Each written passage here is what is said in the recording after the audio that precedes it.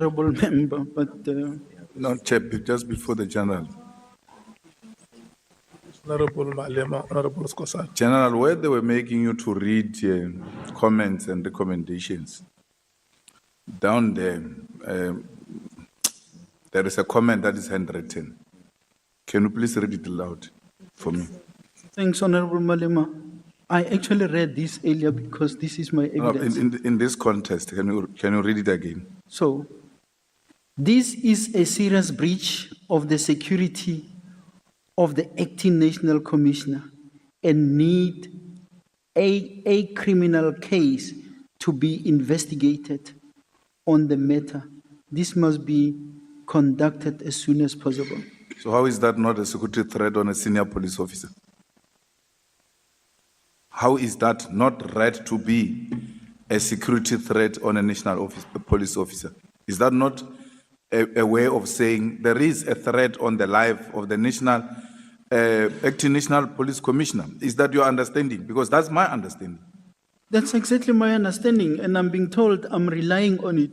I did not have to rely on this document because in the first place, it's not addressed to me. And the investigation that was done, the criminal investigation, is informed by this report. That's why I earlier said, I don't know. It was for that reason that I said there's Lieutenant General, blah, blah, blah, you get to a colonel. I was told about a Colonel Kruger here that I don't even know. But here is the report, which council selectively reads and exclude the comments which are in there to the person that it was addressed to, because this thing is addressed to the acting head, counter and security intelligence, crime intelligence, and to the section commander, counter-intelligence investigations, crime intelligence. So it is there.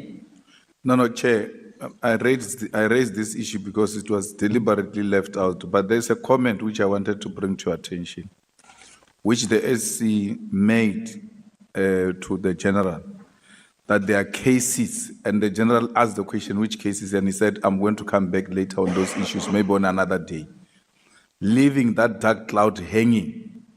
Because if he had a case to raise, that there's a case opened against the General, you can't make a sweeping statement like that and leave it. The second point I want to register is that his attitude against the General is so bad. It's not of a person who's leading evidence. It's of a person who's interrogating the witness.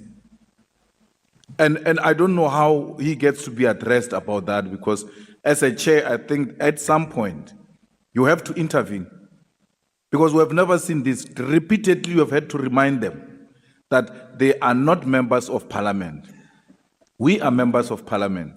And then General responds to the attitude of our leader of evidence. I've never seen him do anything like that to any witness that came before us here. We might have issues with General. If we have issues, let's raise them in a professional manner and not in a manner that we invite a person to come and help us here and get to humiliate him in a manner he's being humiliated. He's just being very kind. If it was me on the other side, this thing would have stopped long time ago. Honorable Skosan. Thank you, Chair.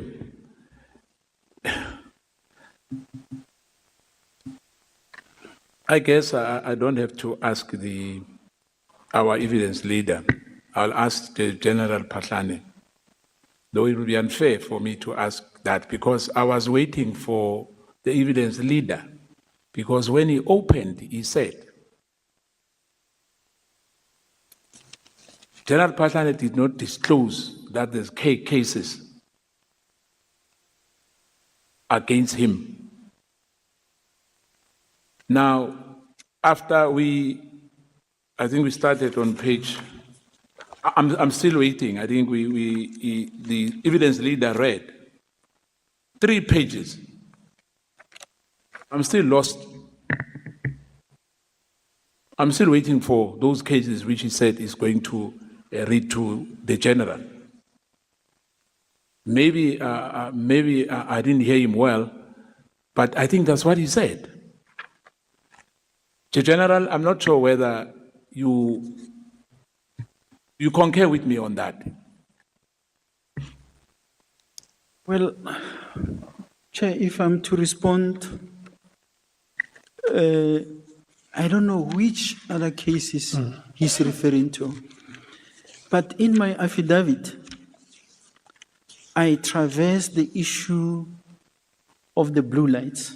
General, are you undergoing any criminal trial currently? Yeah, that's what I'm responding to. And I want for... That is the